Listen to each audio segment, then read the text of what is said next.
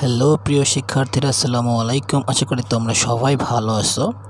তো আগামী 6 তারিখে তোমাদের স্বাস্থ্য সুরক্ষার পরীক্ষা। আশা করি তোমরা অবশ্যই প্রস্তুতি নিচ্ছ এবং ভালোভাবে পড়াশোনা করছো। তো আমি তোমাদের জন্য তোমাদের স্বাস্থ্য সুরক্ষার কিছু গুরুত্বপূর্ণ সাজেশন এবং কিছু অ্যাসাইনমেন্ট নিয়ে আজকে আলোচনা করব। এবং ইতিমধ্যেই আমি অধ্যায় 1 ও অধ্যায় 2 এই দুই অধ্যায় নিয়ে একটি ভিডিও করেছি এবং এই চ্যানেলে আপলোড দিয়েছি। তোমরা অবশ্যই দেখে নাও। সেটা হচ্ছে পার্ট 1। তো আমি এখন পার্ট 2 নিয়ে আলোচনা করব এবং পার্ট 2তে থাকবে হচ্ছে অধ্যায় 3 ও অধ্যায় 4। তো চলো আমরা দেখে নিই অধ্যায় 3 শারীরিক ফিটনেসে কী গুরুত্বপূর্ণ প্রশ্ন আছে আমরা দেখে নিই। তো আমি শুধু তোমাদের যেগুলো গুরুত্বপূর্ণ প্রশ্ন আছে সেগুলোই তোমাদেরকে আমি দেখিয়ে দেব। তো শুধু এই শিখন অভিজ্ঞতায় দেখো, এই শারীরিক সক্ষমতা, সাঁতার, মজার কিছু ব্যায়াম, যোগ ব্যায়াম, সাপে কাটা, ব্যক্তির প্রাথমিক চিকিৎসা, পানিতে ডোবা, ব্যক্তির প্রাথমিক চিকিৎসা, ভালো থাকা, ক্লাব গঠন, খেলাধুলায় মানসিক দক্ষতা। আমরা এই অধ্যায় এই অভিজ্ঞতাগুলোই তোমাদের এই অধ্যায়তে শেখানো হয়েছে। তো এইগুলোর মধ্যে যেগুলো গুরুত্বপূর্ণ প্রশ্ন আমি তোমার শুধু সেগুলোই দেখিয়ে দেব। তো চলো আমরা দেখে নিই কিছু গুরুত্বপূর্ণ প্রশ্ন। দেখো, শারীরিক সক্ষমতা বৃদ্ধি করার জন্য কি প্রয়োজন। দেখো এখানে পয়েন্ট হিসেবে দেওয়া আছে দমের উপকারিতা, শক্তির উপকারিতা। তোমরা এগুলোকে একটু ভালো করে পড়ে নেবা, ঠিক আছে। তারপরে দেখো এখানে নিচে যদি আমরা যাই আরও কিছু গুরুত্বপূর্ণ প্রশ্ন পাবো, তোমরা সাথেই থাকো। দেখো এখানে সাঁতার সম্পর্কে আলোচনা করেছে। সাঁতার কত প্রকার দেখো, মুক্ত সাঁতার, শীত সাঁতার, বুক সাঁতার, প্রজাপতি সাঁতার সম্পর্কে তোমাদেরকে প্রশ্ন আসতে পারে। এগুলো তোমরা ভালো করে পড়বা, ঠিক আছে। তারপরে আমি শুধুই তোমাদের গুরুত্বপূর্ণ প্রশ্নগুলো দেখিয়ে দেব এবং যত কম তোমাদের প্রশ্ন দিতে পারি সেই চেষ্টাই করব, ঠিক আছে। তোমরা একটু ধৈর্য ধরে থাকো, ঠিক আছে। এখানে দেখো সাপে কাটারে করণীয়, এটা কিন্তু খুবই গুরুত্বপূর্ণ আছে। এগুলো তোমরা একটু কষ্ট করে পড়বা।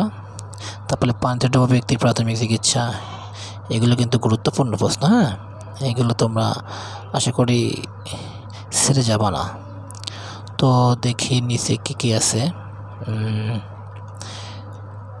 যেগুলো গুরুত্বপূর্ণ সেগুলোই তোমাদেরকে দেব। তোমরা একটু ধৈর্য ধরে থাকো আমার সঙ্গে। আশা করি তোমাদের পরীক্ষাটা অনেক ভালো হবে। দেখো প্রিয় শিক্ষার্থীরা, এখানে দেখো পানিতে ডোবা প্রতিরোধের 5টি উপায় নিয়ে একটি তালিকা তৈরি করা। দেখো এখানে কিছু পয়েন্ট দেওয়া আছে, এগুলো মুখস্থ করে ফেলতে পারো। সাপে কাটলে কি করতে হবে এখানে সেগুলো দেওয়া আছে, ঠিক আছে। তারপরে এইখানে দেখো কিছু গুরুত্বপূর্ণ প্রশ্ন আরও আছে। এই অধ্যায় থেকে তোমাদের অনেকগুলো প্রশ্ন আসতে পারে, ঠিক আছে। যেমন ধরো এখানে শারীরিক ফিটনেস মূল বিষয় উপস্থাপন। তারপর দেখো এখানে একটা গুরুত্বপূর্ণ প্রশ্ন। দেখো ফিটনেস সংক্রান্ত তথ্য সংগ্রহের প্রশ্ন বলে। এই দেখো এটা হচ্ছে তোমাদের প্রশ্ন, ঠিক আছে। ফিটনেস সংক্রান্ত তথ্য সংগ্রহের প্রশ্ন বলা, এটা তোমরা ভালো করে পড়বা। তারপরে তোমাদের আরও কিছু গুরুত্বপূর্ণ প্রশ্ন আছে, ঠিক আছে। তারপরে দেখি আর কি আছে। এই দেখো একটা মোস্ট ইম্পর্টেন্ট, দেখো আমন্ত্রণ পত্র তৈরি, ঠিক আছে। এটা কিন্তু তোমাদের আসতে পারে, খুবই ইম্পর্টেন্ট। দেখো কিভাবে আমন্ত্রণ পত্র তৈরি করতে হবে, দেখছো। এগুলোকে ভালো করে মনোযোগ সহকারে পড়বা, ঠিক আছে। এইভাবে একটা সকেটে এগুলো তোমরা বাসায় চেষ্টা করো। তারপর দেখো আরেকটি গুরুত্বপূর্ণ ইম্পর্টেন্ট প্রশ্ন। দেখো অতিথির অভিজ্ঞতা গ্রহণ সম্পর্কিত প্রতিবেদন। এখানে দেখো প্রতিবেদন। দেখো নিয়মিত শরীরচর্চা ও খেলাধুলাই হলো শারীরিক ফিটনেসের মূল চাবিকাঠি। এভাবে একটা প্রতিবেদন লিখতে হবে তোমাকে। দেখো এখানে কাজ 6। দেখো শারীরিক ফিটনেস অর্জনের জন্য আমি যে বিষয়গুলো জেনেছি, এইটা মোটামুটি ইম্পর্টেন্ট আছে, ঠিক আছে। তারপর তোমার দেখো এইখানে একটা গুরুত্বপূর্ণ প্রশ্ন আছে দেখো, দম বৃদ্ধির ব্যায়াম, শক্তির বৃদ্ধির ব্যায়াম, গতির বৃদ্ধির ব্যায়াম, নমনীয়তা বৃদ্ধির ব্যায়াম। ঠিক আছে, এখানে আরও এই প্রশ্নটা অনেক কি গুরুত্বপূর্ণ, এগুলো তোমরা পড়বা। ঠিক আছে, তারপরে এখানে দেখি আর কি প্রশ্ন আছে।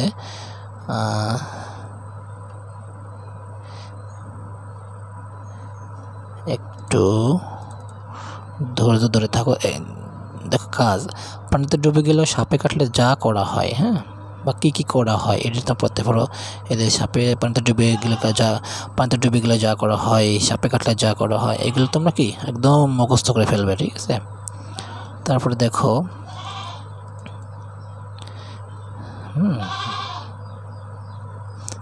একটা প্রশ্ন 2 বার করে কেন? কেউ পানিতে ডুবে গেলে বা সাপে কাটলে যা করব, এখানে ছবি সহ করে দেখানো হয়েছে।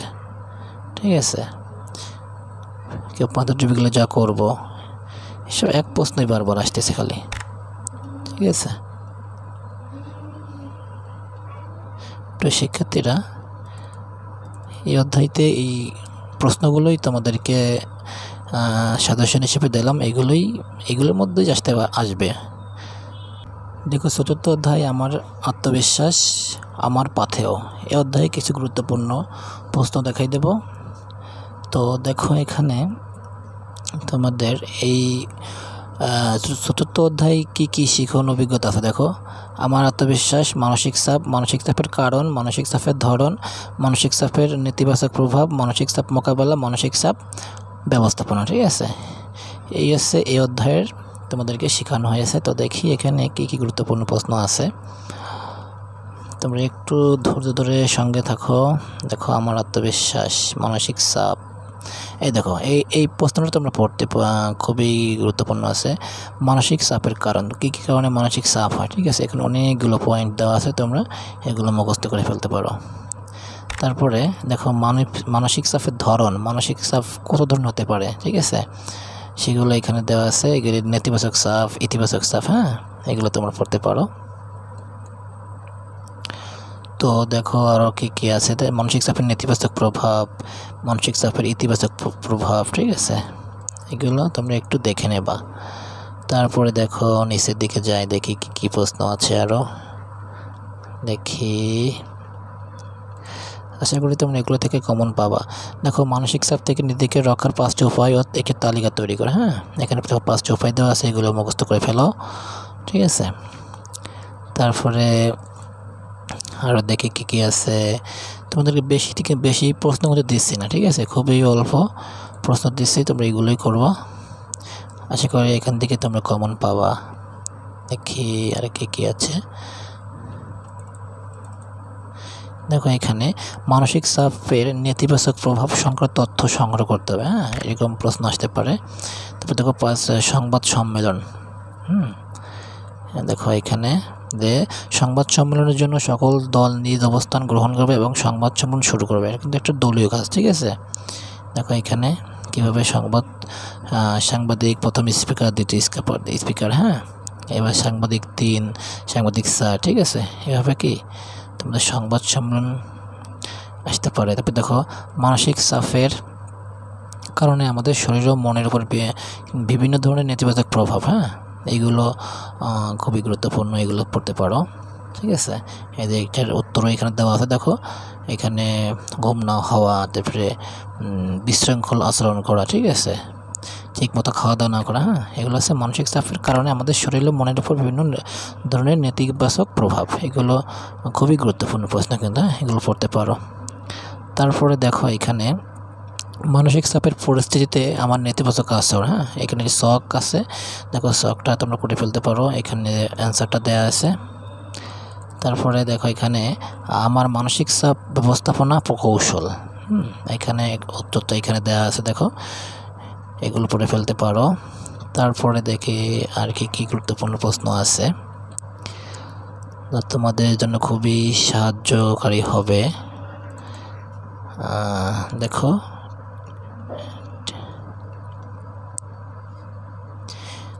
আমার সংবেদনশীল আচরণ, এটা পড়তে পারো, আগের আচরণ এবং নতুন আচরণ। ঠিক আছে, যে তুমি আগে কিভাবে আচরণ করতে এখন কিভাবে আচরণ করো, এটা তুমি লিখতে পারো।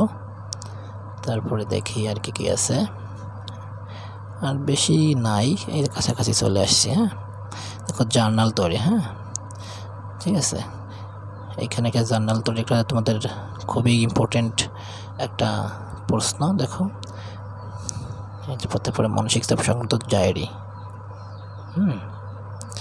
তারপরে এই দেখো একটা গুরুত্বপূর্ণ প্রশ্ন, আমার ব্যক্তিগত চর্চা ও অভিজ্ঞতা। ঠিক আছে, প্রশ্নটা হচ্ছে আমার ব্যক্তিগত চর্চা ও অভিজ্ঞতা, এখানে এটা হচ্ছে উত্তর। তারপরে দেখি